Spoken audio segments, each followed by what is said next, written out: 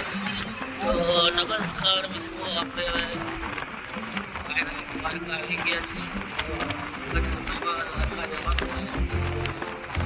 Highway પર આવી ગયા છે. તો દ્વારકાનો નજારો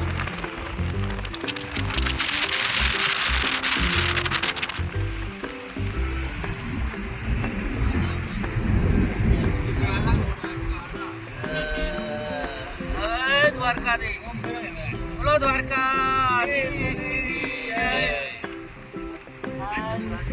જય માતાજી. મિત્રો આપણે હવે દ્વારકા ટૂંક સમય બહુ પહોંચી રહ્યા છીએ.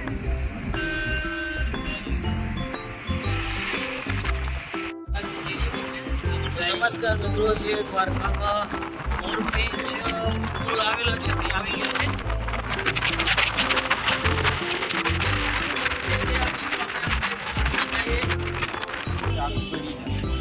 તો નમસ્કાર મિત્રો, અમારે જે દ્વારકાધીશનો મોરપીંછ છે ત્યાં અમારા ભાઈઓ આવી ગયા છે.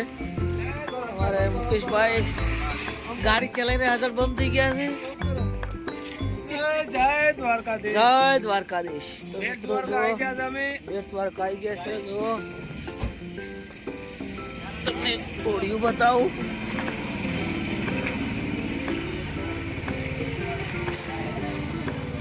તો મિત્રો આ છે દ્વારકા. જો અંદર કેટલા હોળીઓ ફરે છે અને દ્વારકા એટલો દરિયો મોટો છે કે નજર નહીં પકતી મિત્રો. જો કારણ કે હું અહીંયા રહીને વિડીયો ઉતારું તો પણ મને પણ બીક લાગે છે.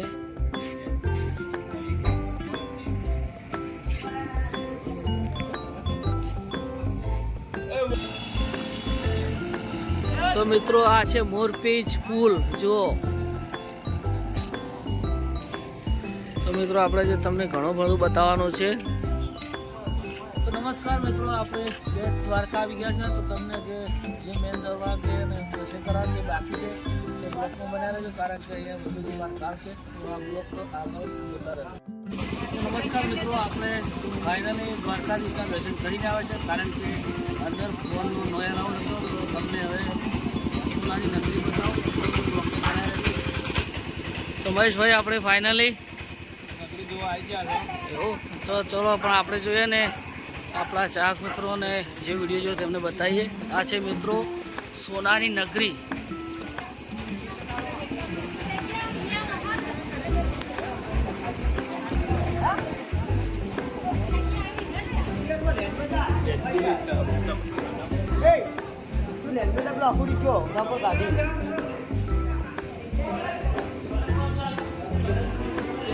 મંગાઈ પર મંગાઈ ચાય અમે બહાર હતા ચલો રોડો મિત્રો, આપણે ટિકિટ લઈ લીધી છે ને અંદર જવાનું છે. તો મિત્રો આ છે સોનાની નગરી. તો જુઓ મિત્રો, તો મિત્રો આ જો જે સોનાની નગરીમાં આવેલી જે મૂર્તિઓ છે, સુદામા કૃષ્ણ ભગવાન, સુદામા અને જે દેવી દુર્ગા ગણેશ ભગવાન અને જે કૃષ્ણ ભગવાનનો જેલમાં જે જન્મ થયો હતો તો તે સીધો આ તેમના માતા પિતા જેલમાં હતા અને તેમનો જન્મ થયો હતો કૃષ્ણ ભગવાનના. મિત્રો જુઓ આ કૃષ્ણ ભગવાન સૂર્ય છે અહીંયા, અને જો આ તેમનો દેવીકીબા અને વાસુદેવ. મિત્રો જે એમના પપ્પા જે ચારો વરસાદમાં જતા હતા તે કૃષ્ણ ભગવાનનો જન્મ થયેલો છે તે જો. તો મિત્રો ચાલો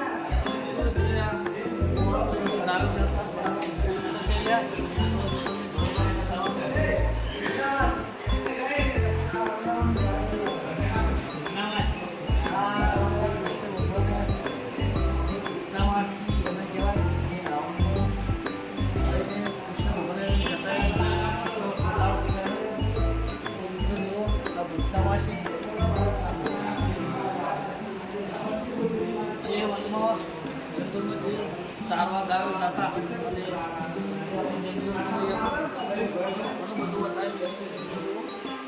બતાવો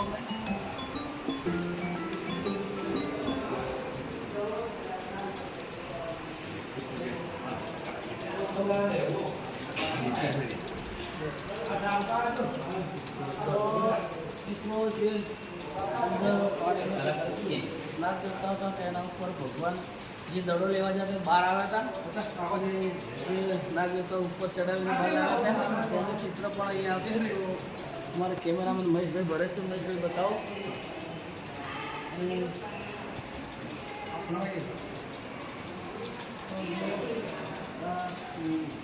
મામા કંસ જેમનો કૃષ્ણ ભગવાને મામા કંસ જોઈ લો તેના પર કૃષ્ણ ભગવાન કરીને તેમનો મામા કંસનો અંત કર્યો હતો.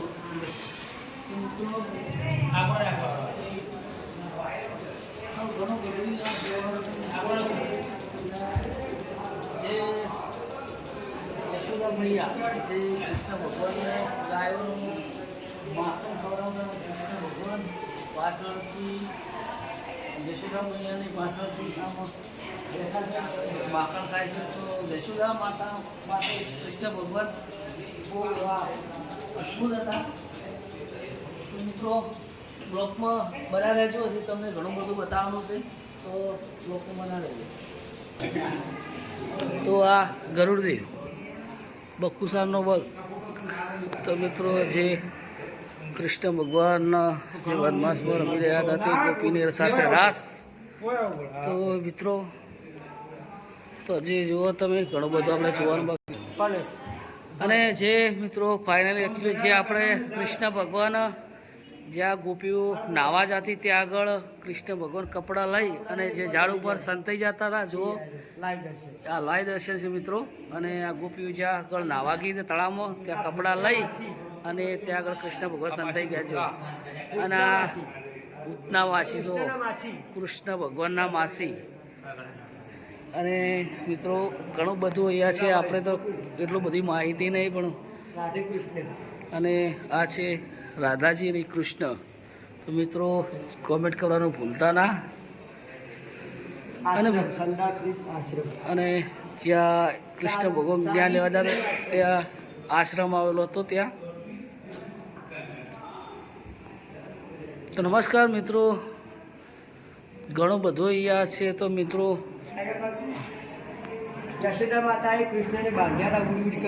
જ્યારે કૃષ્ણ ભગવાન એટલે કહેવાતા કાબુમાં રહેતા નતા, એટલે બહુ મસ્તીખોર હતા, ત્યારે યશોદામાએ તેમને દોરડાથી બાંધી દીધા હતા.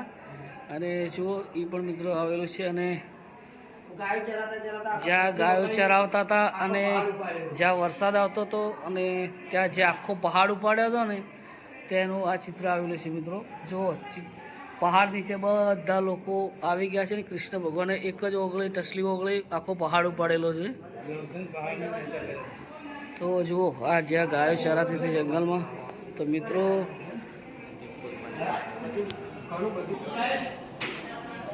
મિત્રો આજે દિનાભાઈ મિત્રો રાજા હરિચંદ્ર મૂવી જોઈ છે એની અંદર વિશ્વામિત્ર કે એમનો બનાવેલો.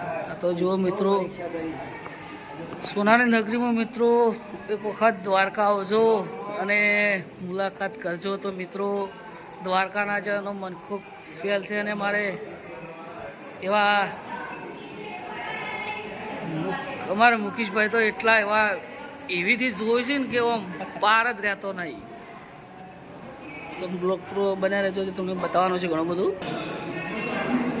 જ્યાં મિત્રો કૃષ્ણ ભગવાને જ્યાં તેમની પથારી છે નાગ શેષ નાગની દરિયા વચ્ચે વચ્ચે આવી પથારી છે મિત્રો. જુઓ કૃષ્ણ ભગવાનની.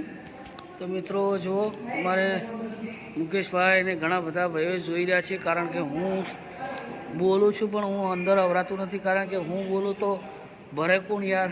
કારણ કે જો દરિયા વચ્ચે વચ્ચે કૃષ્ણ ભગવાનની આવી પથારી છે શેષ નાગ વિશે. તો મિત્રો બ્લોકમાં બના રહેજો. દ્વારકાજીના દર્શન તો આપણે જોઈને કરી લીધા છે, આટલું બધું જોયા. તો મિત્રો એક વખત ટાઈમ લઈને દ્વારકા આવજો મિત્રો. શેષનાગ. તો મિત્રો બ્લોકમાં બના રહેજો, તમને જે ઘણું બધું બતાવવાનું છે. તો મિત્રો આપણે જ્યાં ઉપર હજી બાકી હતું ત્યાં તમને બતાવીએ છીએ. તો મિત્રો દિનેશભાઈ આપણે બે શબ્દ કહેશે સાંભળજો. હવે આ બ્લોક અહીંયા પૂરો કરજો. હવે મહાભારતનો બ્લોક ચાલુ થાય.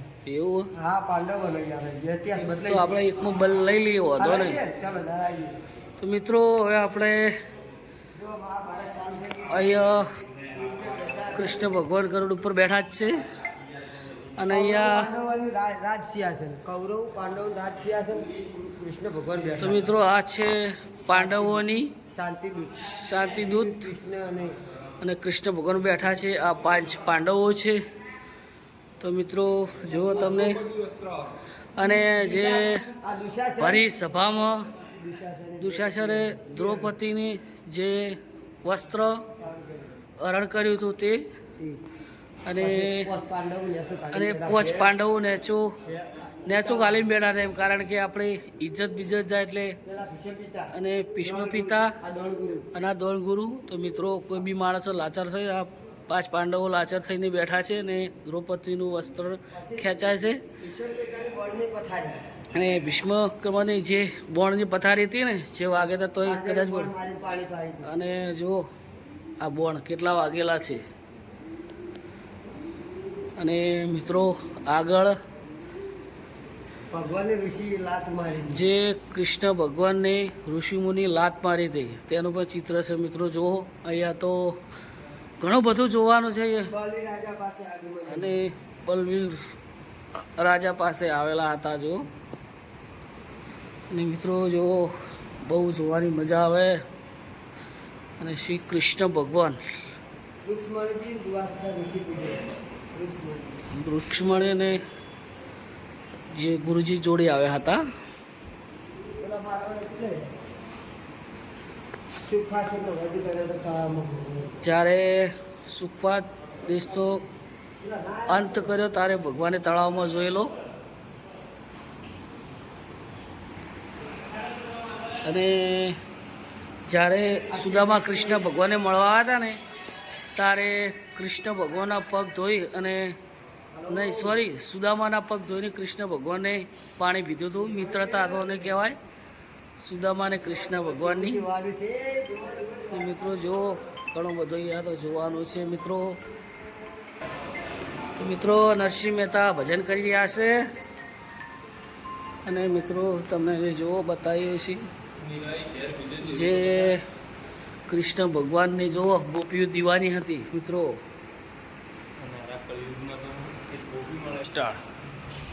તો મિત્રો આ છે જે જ્યારે મહાભારતનું યુદ્ધ થયું ને ત્યારે કૃષ્ણ ભગવાને પોતે રથ ચલાવ્યો હતો અને અર્જુન પાછળ બેઠા હતો.